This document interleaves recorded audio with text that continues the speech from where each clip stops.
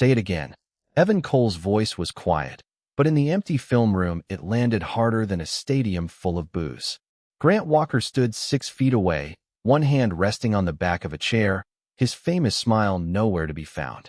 6 weeks ago, Grant had been the face of American football, the 26-year-old quarterback whose blue eyes stared down from billboards across Chicago, whose sandy blonde hair somehow looked camera-ready even after 4 quarters, whose name children wore across their backs on Sunday afternoons. 6 weeks ago, Evan had been nobody. A 23-year-old rookie with dark brown hair, sharp gray eyes, an athletic 6'1" frame, and exactly 0 professional snaps to his name. 6 weeks ago, Grant had looked at him in front of an entire locker room and laughed. Now Grant swallowed whatever remained of his pride. "I need you." Evan's expression barely changed. Funny. His gaze held Grant's. "I remember you saying I didn't belong here." The silence between them stretched. Grant had spent his entire life learning how to win, how to smile when cameras appeared, how to carry expectations without letting anyone see how heavy they were. His father had called him a champion before Grant was old enough to understand what the word cost.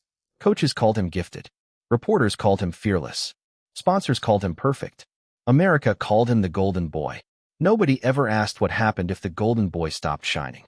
Grant lowered his eyes toward his right hand. For the briefest second, his fingers trembled. Evan noticed. Of course he noticed. Evan noticed everything. "Please," Grant said. And that single word changed the balance between them. But 6 weeks earlier, Grant Walker had entered training camp believing nothing could touch him. Morning sunlight spilled across the practice facility as players moved between drills, coaches shouted assignments, and cameras gathered near the sideline hoping for another perfect shot of number 12. Grant gave them one without trying. He tossed a clean spiral 30 yards, heard the familiar cheers, and grinned. Then Coach Daniels called everyone together. "We've got a new quarterback joining the room." Grant turned. Evan Cole walked onto the field carrying his helmet beneath one arm. Young, calm, annoyingly composed. He didn't stare at Grant like a fan meeting his hero. That bothered Grant more than it should have. Coach introduced them. Evan offered his hand. "Good to meet you." Grant looked at the hand, then at Evan. Around them, conversation faded. Grant smiled the polished smile America loved. "Try not to embarrass yourself, rookie." A few players laughed. Evan slowly lowered his hand. No anger. No nervous joke. Just those steady gray eyes. "I wasn't planning to." Something in Grant's smile tightened. It should have ended there. A veteran testing a rookie. A rookie refusing to flinch. Instead, Grant felt something unfamiliar settle beneath his ribs. Not fear. He didn't do fear. But when Evan put on his helmet and walked toward the field without looking back, Grant watched him longer than he meant to. For the first time in years, the golden boy had the strange sensation that someone had arrived who wasn't interested in worshiping him. Worse, Evan Cole looked like he intended to challenge him. By the end of Evan Cole's first week, Grant Walker had decided the rookie had a problem. Evan was too calm. Veterans tested him. Reporters crowded him. Coaches corrected him.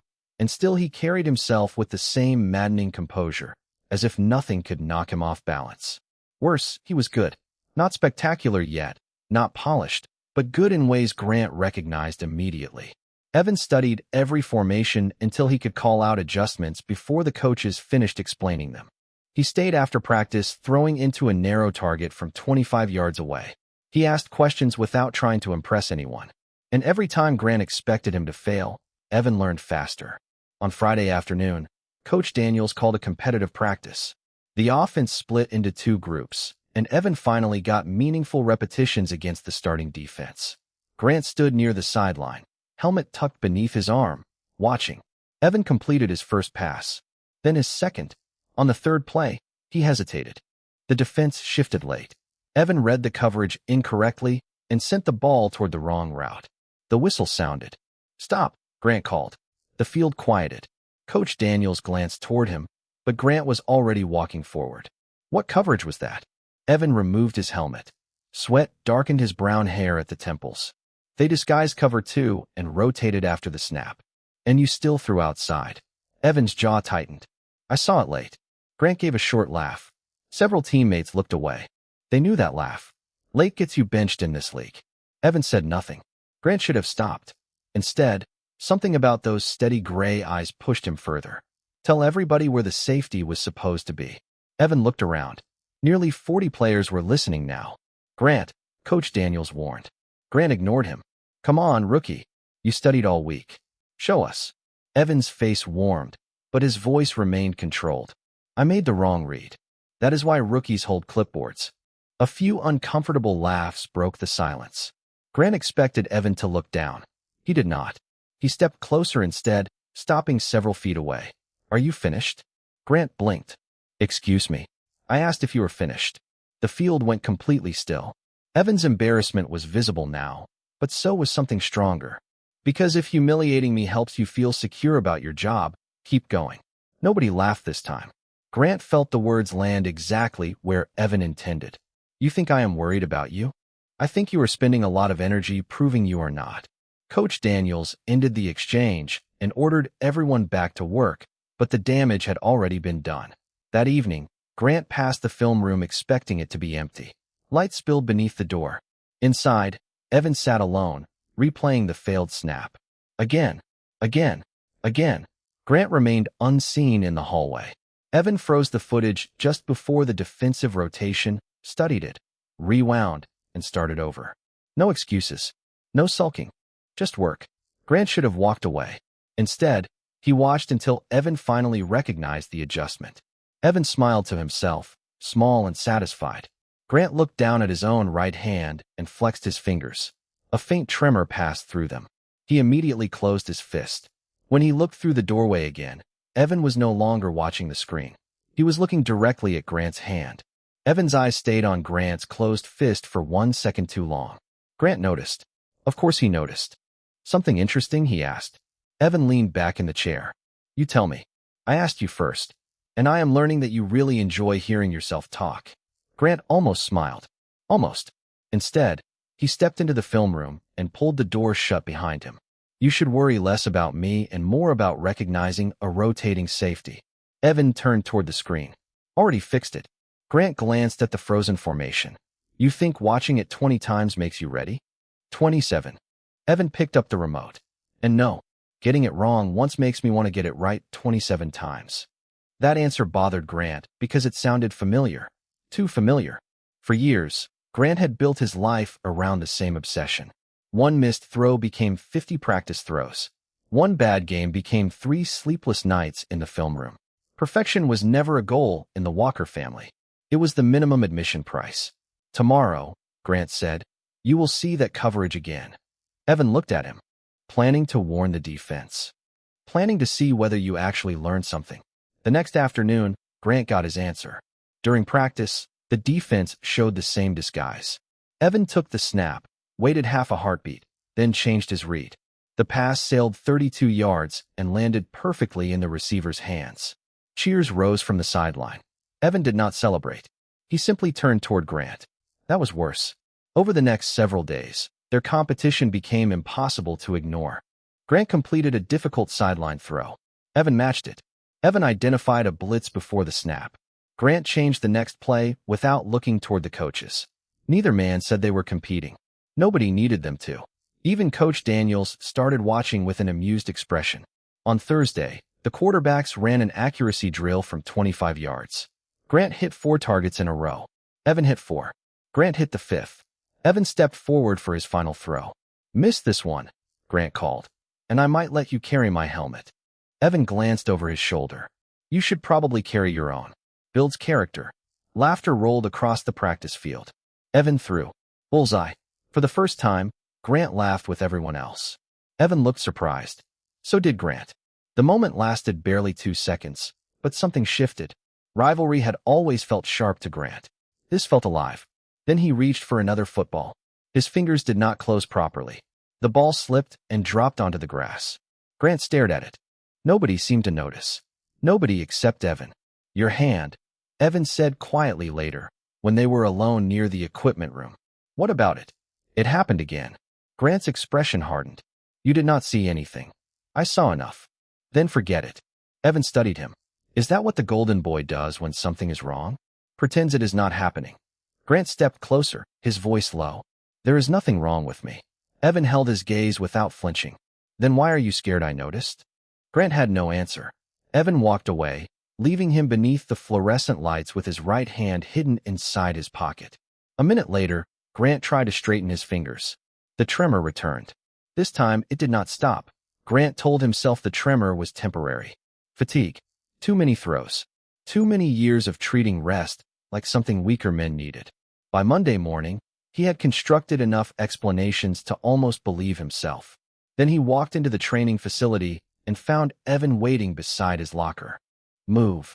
Grant barely looked at him. Good morning to you too. Evan stayed put. You need to get that hand checked. Grant opened his locker. You need to learn boundaries. I know boundaries. I also know you dropped 3 footballs yesterday when nobody was watching. Grant stopped. You were watching. Apparently somebody has to. The words should have irritated him. Instead, they landed somewhere uncomfortable. Grant turned, lowering his voice. You want my job, Cole? Evan's expression changed. What? That is what this is, right? You tell Coach Daniels something is wrong with my hand. I get pulled. And suddenly the rookie gets his chance. Evan stared at him for a long moment. You really think everyone is waiting for you to fall? In this business, they are. That was not what I said. Grant shut the locker harder than necessary. Then stop pretending you care. He walked away before Evan could answer. Practice began under a bright September sky, with reporters watching from behind the barrier and music echoing across the field. Grant was nearly flawless for 40 minutes. Every throw became an argument. Every completion said the same thing. See, nothing is wrong. Then Coach Daniels called a deep passing drill. Grant took the snap, planted his feet, and launched the ball 45 yards. Perfect spiral. Perfect placement. Applause rose from the sideline. Grant smiled automatically. The golden boy was back. Then pain flashed through his throwing hand. His fingers tightened on empty air. His smile disappeared. Walker, Coach Daniels called. Fine. Grant reached for another ball. Evan stepped between him and the equipment cart. Enough. Grant stared at him. Get out of my way. No, several players turned. Grant felt every pair of eyes like pressure against his skin. You forgetting who the starter is? You forgetting you have a right hand? Evan replied. Silence. Grant's face went cold. Take your reps. Evan did. And he was brilliant. His first throw split 2 defenders. His second found the sideline. His third came out fast and clean before the defense finished adjusting. Grant watched from 20 yards away, telling himself the tightness in his chest was anger. Coach Daniels nodded approvingly. Again, Cole. Evan delivered again. Later, Grant found him alone near the tunnel. Enjoying yourself? Evan turned. Actually, no. Could have fooled me.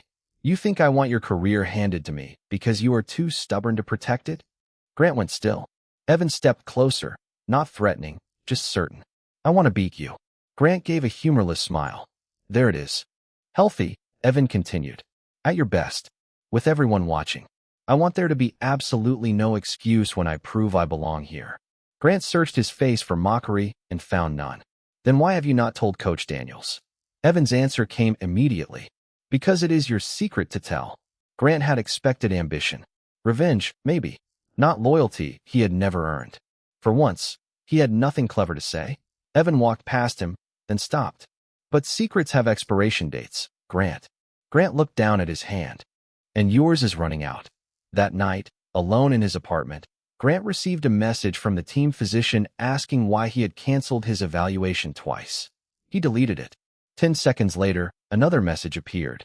This one was from Evan. For words, get your hand checked. Grant stared at the screen until it went dark. Sunday night arrived wrapped in noise. More than 60,000 fans filled the stadium, television cameras hovered along the sideline, and Grant Walker stood beneath the lights wearing the expression America expected from him. Calm, confident, untouchable. Only Evan knew that Grant had spent warm-ups flexing his right hand whenever he thought nobody was looking. Last chance, Evan said as they crossed near the bench. Grant kept his eyes on the field. For what? To tell somebody. Worry about your clipboard. Evan stopped walking. For half a second, Grant regretted saying it. Then the crowd erupted, and there was nowhere left for regret.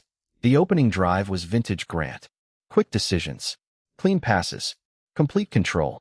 By halftime, commentators were praising him again, and Grant could almost convince himself that Evan had been wrong. Then the third quarter began. A short pass sailed inches too high. The next arrived late. Grant stared at his hand after returning to the huddle. His fingers felt strangely distant, as though they belonged to somebody else. He adjusted his grip and told himself one more drive, then one more play, then one more throw. That was how Grant survived everything. Never admit the weight was heavy. Just carry it longer. Late in the fourth quarter, Chicago trailed by 4 points with less than 2 minutes remaining. The stadium rose as Grant led the offense downfield. 38 yards to go. 24. 15. The crowd was chanting his name now. Grant looked toward the sideline. Evan stood beside Coach Daniels, helmet in hand. Their eyes met. Evan did not look excited. He looked worried. Grant turned away. He had built his entire life for moments like this. 7 yards from the end zone, Grant took the snap. The defense shifted. A receiver broke open exactly where Grant expected. He brought his arm forward, but his fingers failed him at the worst possible instant. The football left his hand without the control he had trusted since childhood. The pass drifted off target and into the waiting hands of a defender. The stadium went silent so quickly Grant could hear his own breathing. Game over. He remained on the field for several seconds while the opposing team celebrated around him. Then the noise returned differently. Boos. Confused voices. Cameras. So many cameras. Grant walked toward the tunnel without looking up. In the locker room, his teammates spoke softly around him. Nobody knew what to say to the man who always knew what to say. Grant sat at his locker, still wearing half his uniform, staring at his right hand. His phone buzzed continuously inside the cabinet. Headlines were already arriving. Was Grant Walker finished? Had the Golden Boy lost his touch? Was Chicago ready for a new quarterback? He turned the phone face down. You knew. Evan's voice came from behind him. Grant did not turn. Go celebrate your opportunity. That is not what this is. Is that not exactly what you wanted? Evan moved closer. I wanted to beat you. I did not want to watch you destroy yourself. Grant finally looked up. The arrogance was gone. So was the practice smile. You do not understand. Evan's expression softened. Then explain it. Grant laughed once, quietly. My father missed my college graduation because I lost a championship game 3 months earlier. He told me winners do not need applause for finishing second. Evan said nothing. Grant looked toward the floor. If I cannot throw, I am not the Golden Boy anymore. Good, Evan said. Grant stared at him. Evan held his gaze. Maybe then you can finally figure out who Grant Walker is. Before Grant could answer, Coach Daniels appeared in the doorway with the team physician beside him. His expression was serious. Grant, we need to talk. Grant looked at Evan. Evan had kept his secret. His body had not.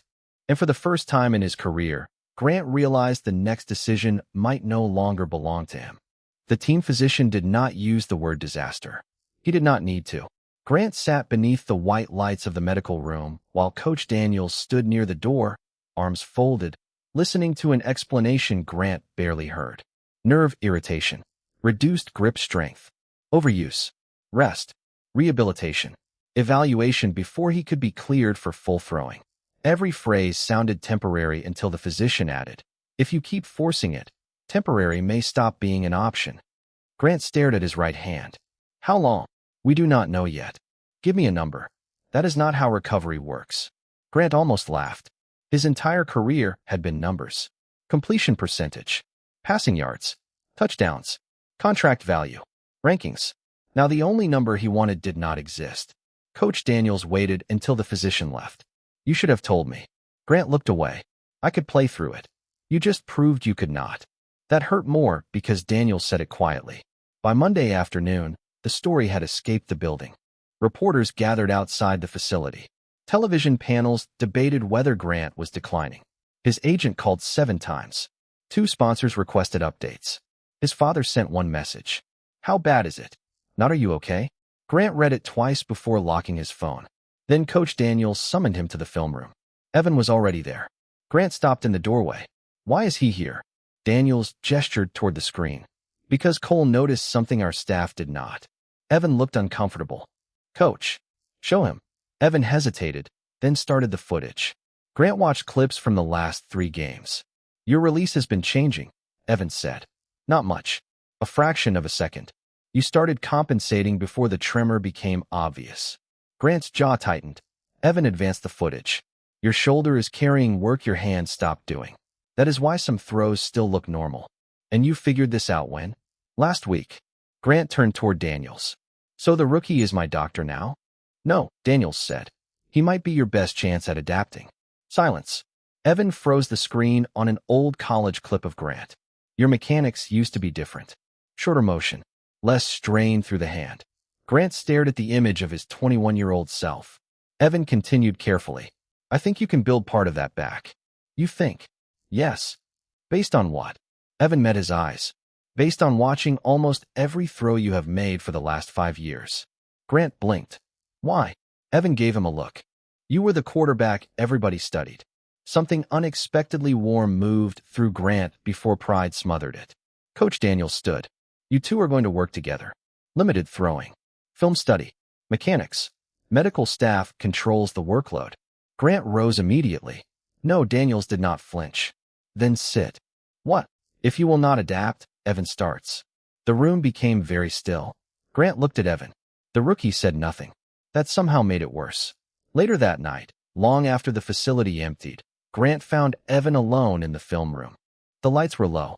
Rain tapped softly against the windows. Evan did not turn when Grant entered. Coach sent you. No, then what do you want? Grant opened his mouth. Nothing came out. He had asked owners for money, receivers for impossible catches, teammates for trust. Asking this felt harder. Evan finally turned. You spent weeks making sure I knew exactly where I stood. Grant's throat tightened. I know. Do you? Evan rose from his chair. Because now you need something from me. Grant looked at the screen, then at his hand, then finally at Evan. Pride told him to leave. Fear told him to stay. Help me. Evan studied him. That sounded painful. Do not make me regret it. You are not in a position to threaten me. Grant almost snapped back, but stopped. Evan was right. The realization burned. Evan stepped closer. If we do this, no games. No humiliation. No pretending you are fine when you are not. Grant nodded once. Evan waited. And Grant knew exactly what he wanted. The hardest part was saying it. I was wrong about you. Evan's expression softened by a fraction. Grant forced himself to continue. And I am sorry. For several seconds, Evan said nothing. Then he picked up the remote and turned toward the screen. All right, golden boy. Grant exhaled. Evan glanced back. Let us see if you can learn from a rookie. Again, Evan said. Grant stared at the football in his right hand, as if stubbornness alone could make his fingers cooperate. The practice facility had been empty for nearly an hour, leaving only the low hum of overhead lights and rain whispering against the windows. That was 20 throws. 19. I can count.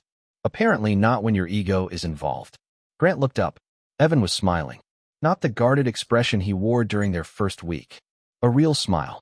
Small, crooked, irritatingly handsome. Grant hated that he noticed. You enjoy this too much.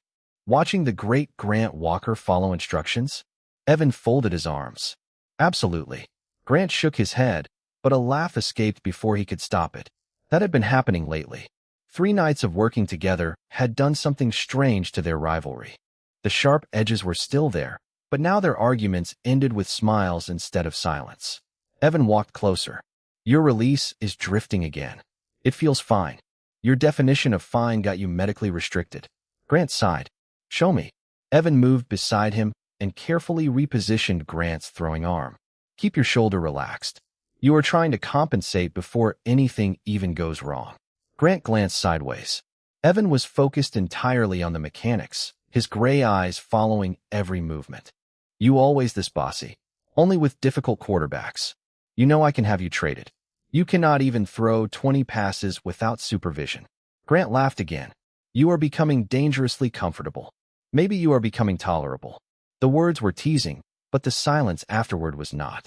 Evan stepped back first. Try it. Grant threw. The ball traveled 15 yards into the practice net with a clean spiral. No hesitation. No tremor. Grant looked at his hand, then at Evan. Again. The next throw was cleaner. Then another. On the fourth, Grant smiled before the ball even reached the target. Evan raised both hands. There he is. Something in Grant's chest tightened unexpectedly. Praise had surrounded him his entire life, but this felt different. Evan was not praising the golden boy. Evan had seen the bad throws, the shaking hand, the fear Grant could barely admit existed, and he was still standing there. Later, they carried their tablets into the film room and ordered burgers from a diner nearby. Grant learned Evan grew up outside Columbus, Ohio, with a mother who worked 2 jobs and still attended every high school game. Evan learned Grant had started private quarterback coaching at 8 years old because his father believed champions were built before other kids discovered what they wanted to become. 8. Evan asked, "You were basically a child." "I was definitely a child." "Did you even like football?" Grant opened his mouth. The obvious answer was yes. Somehow it would not come. "I was good at it." Evan watched him carefully. "That was not my question." Grant looked toward the dark television screen. "Nobody ever asked me that." The humor disappeared from Evan's face. Grant immediately regretted saying it. Vulnerability felt worse than losing. He reached for his drink. His fingers trembled, sending the plastic cup slightly sideways. Evan caught it before it tipped. Their hands touched briefly around the cup. Neither moved. Grant looked down at Evan's fingers resting against his, then up at his face. Evan slowly released the cup. "You should rest." His voice had become quieter. Grant nodded, but neither man stood. Outside, the rain thickened against the glass. "Cole." "Yeah." Grant stared at the football sitting on the table between them. "Why did you really keep my secret?" Evan was silent long enough that Grant finally looked at him. "Because I know what it feels like when people decide your future before you get a say in it." Grant swallowed. Evan continued, softer now. "I did not want to become another person doing that to you." Grant had humiliated him, challenged him, suspected him, and Evan had answered with a kindness Grant had not earned. "I do not deserve that," Grant said. Evan held his gaze. "Then become someone who does." For once, Grant did not have a comeback. "You are staring again," Evan said. Grant blinked. "I am evaluating your footwork." Evan looked down at his sneakers, then back up. "From my face." Grant opened his mouth, found no useful answer, and turned toward the practice field. Evan laughed softly behind him. Somehow that was worse. Their late-night sessions had become routine over the next week, and Grant was improving. Slowly, carefully. The medical staff had increased his throwing limit, and the tremor appeared less often. Yet the strangest change had nothing to do with his hand. Grant had started looking forward to Evan being there. The rookie challenged him without worshiping him, corrected him without fearing him, and somehow knew when Grant needed silence. That afternoon, the locker room was louder than usual. Music played while players changed after practice, and Grant was halfway through answering a message from his agent when he heard Evan's name. "Cole," veteran receiver Mason Reed called across the room, grinning. "You spending every night with Walker now? People are going to start wondering." A few players laughed. Evan rolled his eyes. "They can wonder." Mason kept going. "Come on. You two disappear together, show up together, eat together. What is this, football therapy or a secret romance?" More laughter followed. Evan's smile tightened. Grant recognized it immediately. It was the same expression Evan had worn the day Grant humiliated him. Controlled, quiet, pretending the words had not landed. Mason added another joke, this one sharper, aimed less at football and more at what people might assume about two men being close. Grant stood. "Enough." The room changed instantly. Mason looked surprised. "Relax. I am kidding." "Then learn to be funny." Silence spread between the lockers. Grant could feel everyone watching, but for once he did not care what expression they expected from him. Cole does not owe anybody an explanation for who he spends time with, and neither do I. Mason lifted his hands. "Fine. Good." Grant sat back down. Conversation gradually returned, but Evan did not look at him until they were alone in the hallway several minutes later. "I did not need you to save me." Grant nodded. "I know." Evan stopped. "Then why did you do that?" Grant considered giving him an easy answer. Team unity. Professional respect. Something safe. Instead, he remembered Evan telling him to become someone who deserved kindness. "Because I used to be the guy who made the room laugh at your expense." Evan's expression shifted. Grant continued. "I cannot undo that, but I can decide who I am when it happens again." For several seconds, Evan said nothing. Then his shoulders relaxed. That almost sounded mature. Grant smiled. "Do not tell anyone. Your reputation would never recover." They walked toward the tunnel together. Outside, rain had started falling over the empty stadium, turning the field lights into pale streaks against the evening sky. Grant flexed his hand. Evan noticed immediately. "Pain. A little. Then we are done for tonight. We have film. You need rest." "You are incredibly controlling for someone who still technically works behind me." Evan turned while walking backward. And yet you keep listening. Grant smiled. Temporary insanity. His shoe caught the edge of the tunnel mat. His balance shifted, and Evan instinctively reached out, catching his forearm. Grant steadied himself. Neither man moved. Evan's hand remained around his arm. Grant suddenly became aware of how quiet the tunnel was, how close Evan stood, how those gray eyes had softened. "You okay?" Evan asked. Grant should have stepped away. Instead, he said, "Yeah." Evan released him slowly. Grant felt the absence immediately, which made absolutely no sense. "Grant." "What?" Evan hesitated. "Nothing." He started walking again. Grant followed, but something had changed. For weeks, he had feared Evan might take his position. Now another possibility frightened him more. One day, Evan might stop waiting for him. The next morning, Evan found a coffee waiting beside his tablet in the quarterback room. No note. No explanation. Just a large dark roast with exactly one packet of sugar, the way he ordered it. He looked across the room. Grant was studying game film with suspicious concentration. "Did you buy this?" Evan asked. Grant did not look up. "There is a cafeteria downstairs." "That was not my question." "Drink your coffee, Cole." Evan smiled despite himself. "You remembered my order." Grant finally glanced over. "You talk too much. Eventually, information gets trapped in my brain. That might be the nicest thing you have ever said to me. Then your standards are tragic." The teasing felt easy now. Too easy. By afternoon, the medical staff cleared Grant for a controlled series of 30-yard throws. Evan stood beside him on the practice field, tracking every release. Grant completed 6 clean passes, then 7. On the 8th, his hand hesitated. Evan noticed before Grant could hide it. "Stop. I am fine." "We agreed." Grant looked toward the coaches across the field. "One more." "No, Evan." It was the first time Grant had used his first name during practice. Both men seemed to notice. Evan lowered his voice. "You do not have to prove anything to me." Grant looked at him. That sentence struck somewhere deeper than expected. His whole life had been proof. Prove he deserved his father's approval. Prove the scouts were right. Prove the contract was justified. Prove every Sunday that last Sunday had not been luck. "I do not know how to stop proving it," Grant admitted. Evan's expression softened. "Then start small." Grant handed him the football. That simple act felt strangely enormous. Later, they sat high in the empty stadium, nearly 50 rows above the field, eating sandwiches after film study. Chicago stretched beyond the open end of the structure, lights flickering beneath a cloudy sky. Grant had never sat there without cameras, staff, or expectations surrounding him. "What would you do?" he asked. Evan glanced over. "About what?" "If football disappeared tomorrow." Evan considered it. "Coach high school. Maybe teach. My mother says I explain things until people beg me to stop." Grant smiled. "I believe her."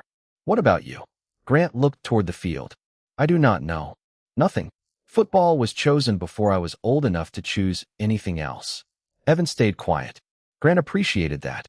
No instant reassurance. No speech about gratitude. Just silence with room inside it. "My father has a room at home," Grant continued.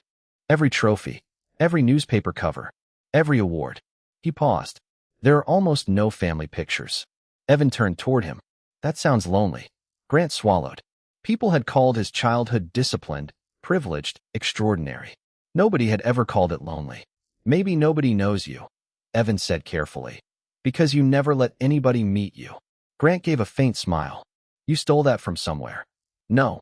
I have just spent several weeks watching you perform being Grant Walker." "And what do you think is underneath?" Evan studied him long enough to make Grant uncomfortable.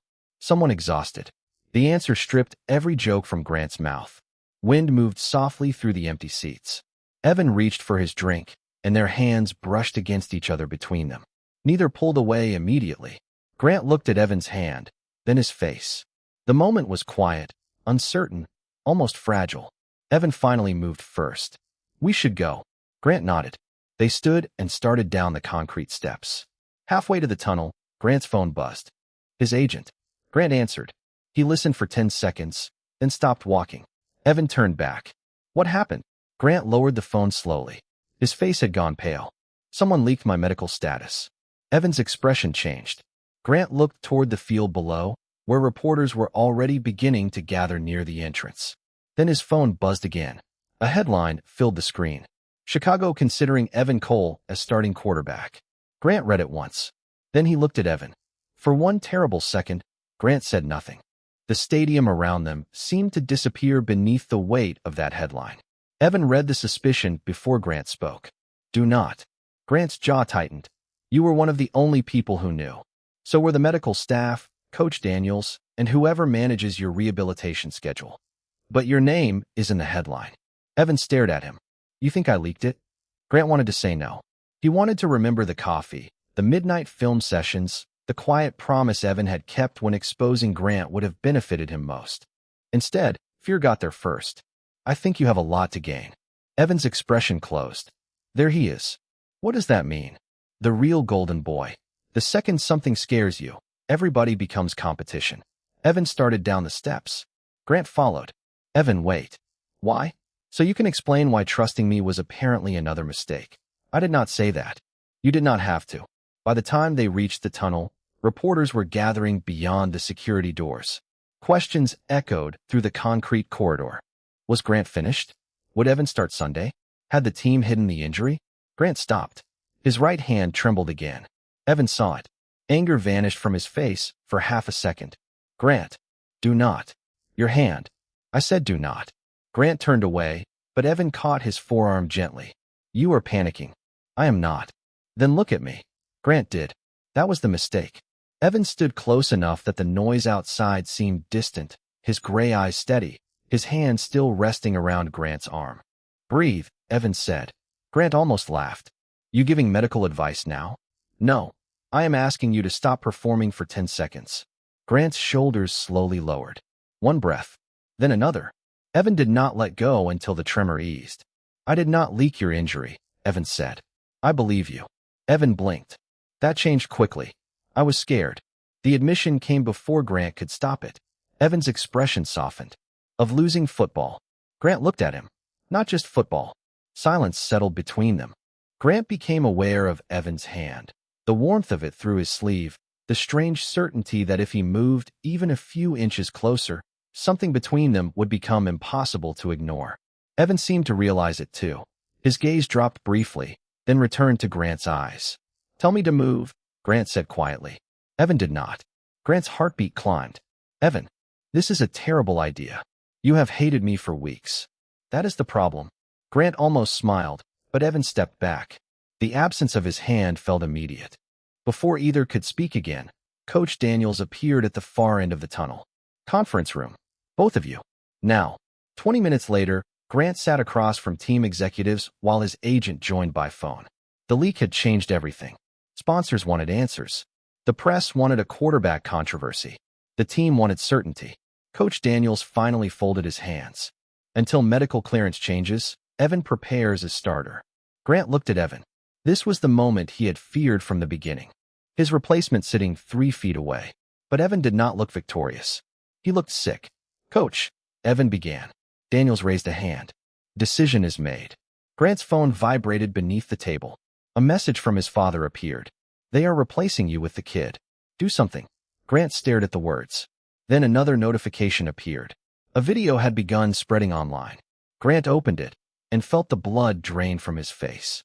It was footage from Evan's first week, recorded inside the locker room. Grant's own voice filled the phone, mocking the rookie, telling teammates Evan would never survive half a season. The clip ended on Evan standing silently while everyone laughed. Grant looked up. Evan had already seen it on his own screen. Whatever tenderness had existed in the tunnel disappeared from his eyes. Evan, Grant said. Evan stood. Do not. This time, when he walked away, Grant did not follow. By sunrise, the video had more than 2 million views.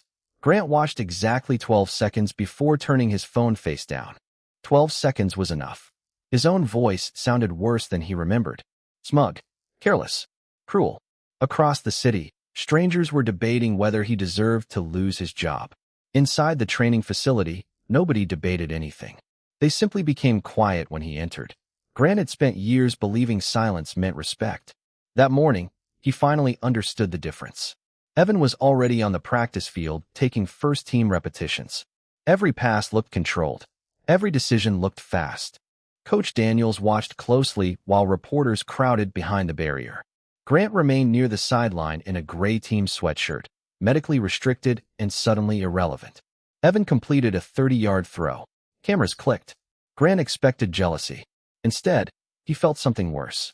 Pride. Evan had earned this. Grant had simply been too afraid to admit it. After practice, Grant found him in the quarterback room.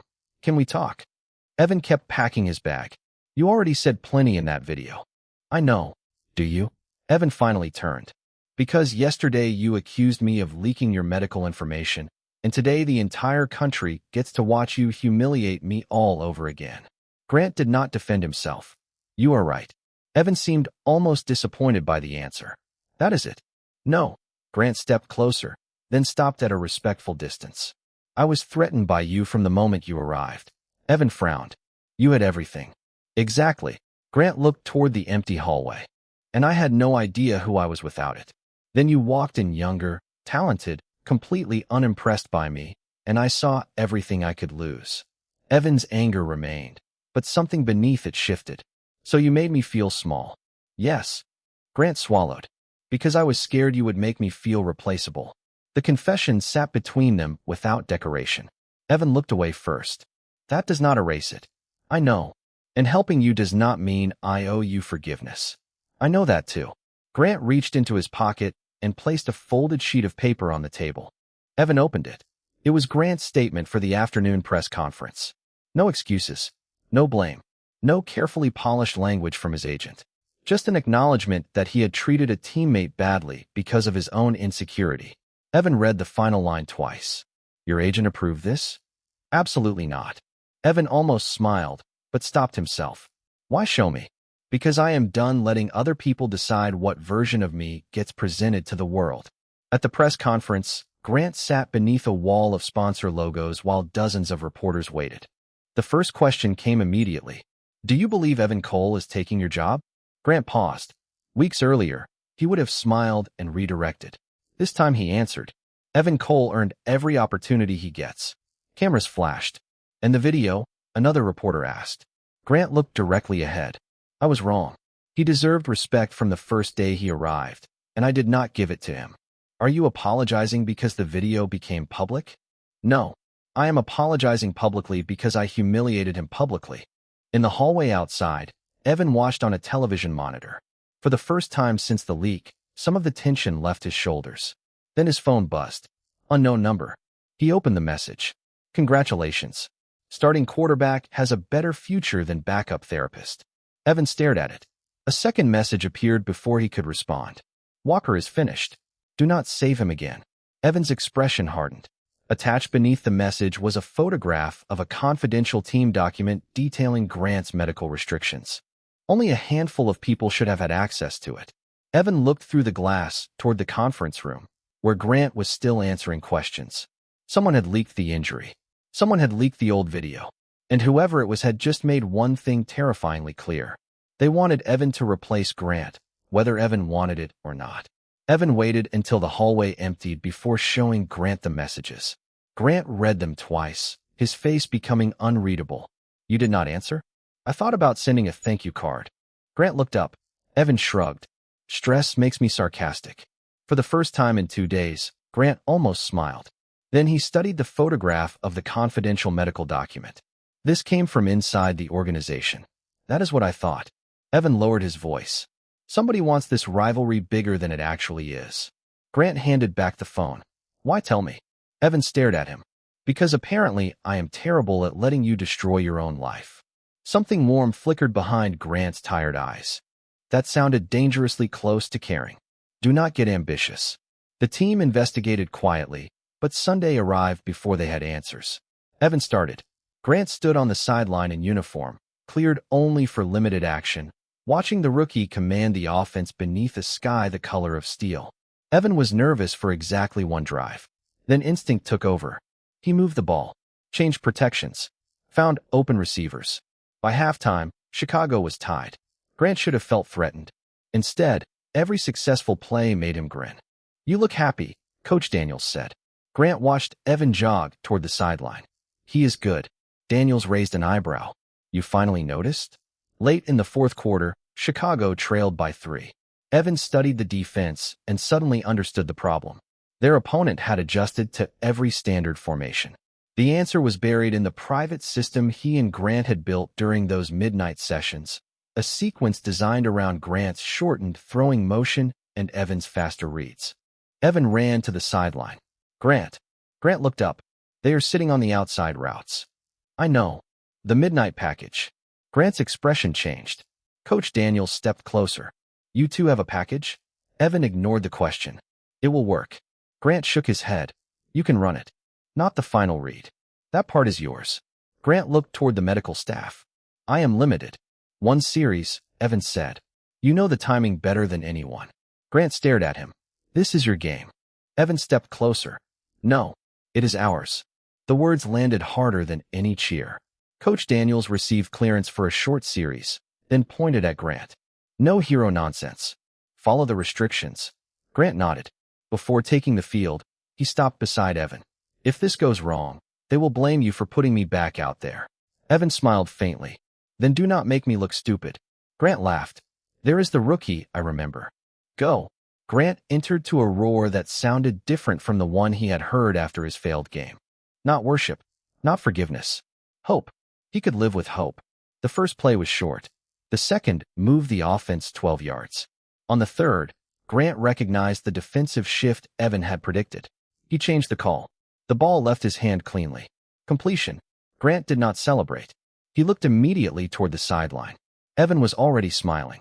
With less than a minute remaining, Chicago reached scoring range. Coach Daniels sent Evan back in. Grant blinked. Coach, you got us here. Let him finish. Weeks earlier, those words would have destroyed him. Now Grant looked at Evan and handed him the football. Your turn. Evan took it. You sure? Grant nodded. You earned this.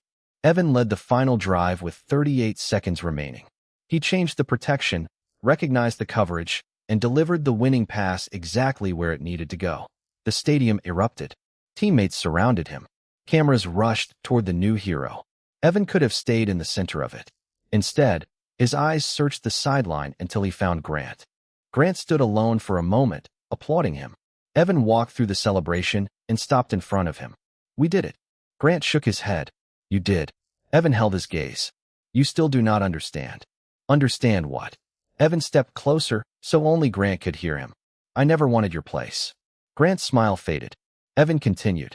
I wanted a place beside you. And suddenly, with 60,000 people celebrating around them, Grant Walker forgot to hear anything else. The stadium was almost empty by the time Grant found Evan again.